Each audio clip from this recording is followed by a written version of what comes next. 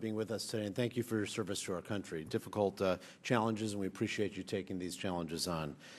General McChrystal, this week when you testified before the Armed Services Committee, explained that the Taliban may react to the arrival of reinforcements with a shift of asymmetrical tactics, suicide bombers, increased use of improvised explosive devices, strategies other than traditional large-scale operations. Can you share with us what are we doing to prepare our troops who are already there to confront these types of asymmetrical threats, and what are we doing to get the Afghan military to prevent these as well? Congressman, on the direct tactical end, we are doing extensive training on combating improvised explosive devices. We're using a number of technical means, from engineer equipment to intelligence, surveillance, and reconnaissance, drones and whatnot looking. We're using human intelligence as well. So we're doing the tactical things to try to combat the problem as it already arises. I think more widely, the real way to get rid of things like IEDs is to secure an area. When you secure an area, it's like reducing crime in a neighborhood. Rather than trying to stop each crime, you can increase overall security. And so what that does is the population becomes intolerant of IEDs because they suffer the most casualties from IEDs. Civilians do. So we're working in that way to improve. Our partnership with the Afghans is the same. We are trying to provide them equipment and training as well, so they have the same expertise. Against suicide bombers, it's mostly intelligence, sir. Okay.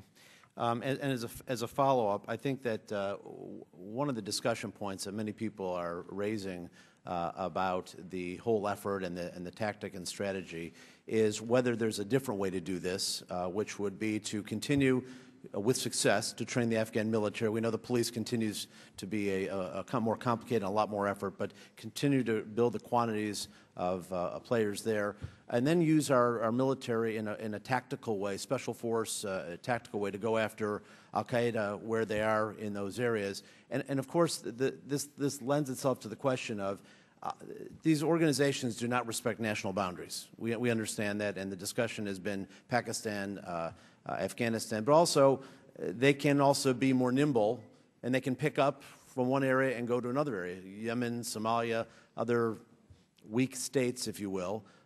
What's to stop them, and what are we doing tactically within the territory that we're talking about here to prevent them from going to other areas, and how do you assess those threats of those other areas as being hospitable if we have success in eliminating them from Afghanistan?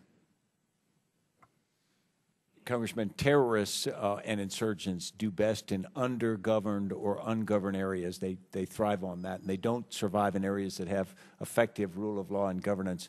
So what we're trying to do inside Afghanistan is create first areas of security into which we can fill that vacuum with effective governance, development, hope for the Afghan people, so that it becomes more durable. When you talk about outside Afghanistan, the same thing applies.